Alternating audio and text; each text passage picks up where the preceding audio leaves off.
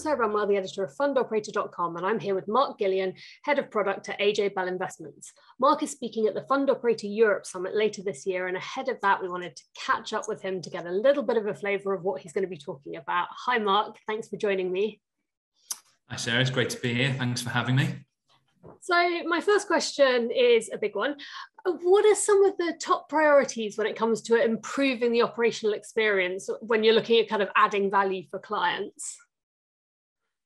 Yeah, it's a really good question, actually. You're right, it's a big question. So hopefully I can cover it.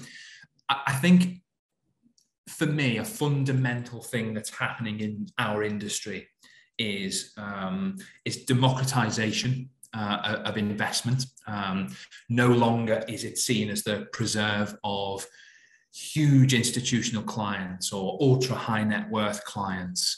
It's now very much seen as a democratic industry where you can go onto an app and invest with £10 rather than having to have £10 million. And I think that there are lines now blurring between what I guess I'd call wealth management and asset or investment management. They're all kind of becoming much of a muchness now. There's much more personalization. I think in an era of where everyone's a client of Netflix and Amazon, everyone wants a hyper personalized service when it comes to investment. And so I think the big priority for firms needs to be adapting their operating models and service models to serve that new environment. That makes sense. And how do you see that sort of operational change improving, retention, speed of service, profitability, and so on? Yeah, it absolutely will do. To the point where I think if firms don't do any of this, they'll very soon be out of business or they'll be losing business hand over fist. So I think from the back office right the way through to the front, the sales and the investment management functions, everything now needs to be geared towards improving that client experience and towards that personalization that I mentioned. I think if firms are nimble enough operationally to cater to the needs of those clients in that way, you'll get very loyal customers. You will see, I think, like I mentioned before, an element of tailoring. So where you can go on various sites now and get recommendations. You've watched this, so you might like this. I think you're going to see that element of personalization creeping in. And I think the more that customers see that personalization, the more loyal they become. And you can't, as a firm, you kind of build a moat around those customers and you improve retention and profitability that way. That makes sense. So the direction of travel seems fairly clear. What are some of the challenges in getting there, and how are you guys thinking about solving them at AJ Bell? I think probably the biggest challenge that I see is what I'd call path dependence. Many firms that are well established in the industry have got very well established operating models and technology infrastructure, which has served them well for a long time and fundamentally still works, still does the job. But I think the more that you layer new bits of technology and new operating processes and things grow, not just arms and legs, but fingers and toes, it gets more and more complicated. That eventually breaks. Mm-hmm. So a challenge for us, and I think for many in the industry, is how to get away from that path dependence. And instead of building on architecture and layering technology systems on technology systems, it's moving away from that, developing new architecture, completely new systems away from those legacy pieces of kit that you've maybe had for 10 or 20 years. And we're very much trying to do that.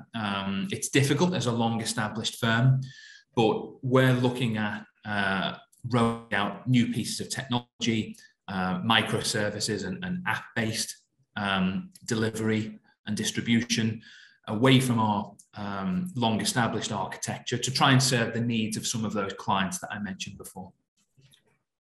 And obviously there's a lot of, you kind of mentioned all the things that lots of sort of more retail technology brands are doing. There's a lot of kind of options, there's a lot of innovation, there's a lot of technological development on the table. So how can the fund management industry and fund operators in particular kind of be strategic and make sure that they're picking the right bits of technology and charting the right course for their business and not getting kind of lost in all of this?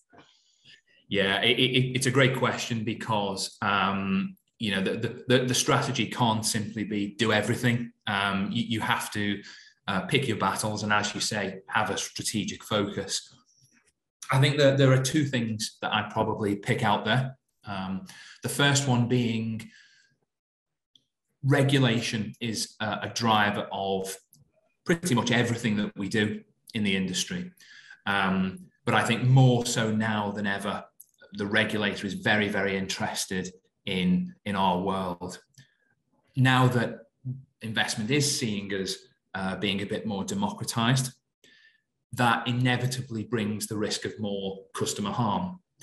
And I wouldn't be surprised if the regulator continues to focus very much on retail investment and how that's rolled out to customers. So for firms, I think it's very important to engage with the regulator early and in a very constructive way. Ultimately, the regulations that are being worked on now will be products and services of the future. So it's important for firms to, as I say, engage with the regulator and understand what's coming down the tracks. And then secondly, from a strategic point of view, it's always tempting to complicate things, but ultimately I think as a firm, if you focus on client experience and ultimately what the customer wants and what is going to make things easy for them and make their investment journey as smooth as possible, you won't go far wrong. Great. Last one from me. I just want to touch on skills a little bit, because obviously the world is changing and the kinds of, all of this technological innovation, the types of things that companies, that fund operators are trying to do is changing. And I just wondered whether you could reflect about on like how funds can make sure that they have the right knowledge, skill, expertise level in-house to actually kind of get on board, and the right culture as well, I guess, to kind of get on board with this technological innovation, technological development, that sort of thing. Yeah, absolutely. And interestingly, as much as I would see our firm as a platform and as an investment house, there's an equal argument and an equally strong argument that we're a technology house. And you could probably say that of most investment firms, if I'm honest. They're as much technology houses as they are investment firms these days. And my view would be that you have to think that way. You have to think that you're almost a technology firm that does investment. That's not to say that investment isn't your core mission, but everything around the delivery of our services to customers is technology based now. It's all digital and it will become more digital over time. So there has to be a culture set from the top, I think, that we are a technology industry under a different guise. And I think once you've set that cultural tone at the top, that then percolates to the rest of the firm. Important to get the requisite skills in certain areas. It's important that people around the operational side of the business as well understand the technology. So they're not just sitting there pushing a button and watching a process, that they understand the nuts and bolts. So they're never going to be as skilled as the technologists themselves who put this stuff together, but it's very important that they are skilled enough to understand for when things go wrong and when they are called in to fix processes, they need that knowledge and they need to understand how the technology works to deliver that customer experience. Lovely. Thank you, Mark. Obviously, you're going to be talking about all these issues in more depth at our conference, and we'll be discussing a whole host of other issues pertinent to fund ops and fund operating teams. And I can't wait to hear more from you then. Brilliant. Well, thanks very much for your time. It was an interesting conversation.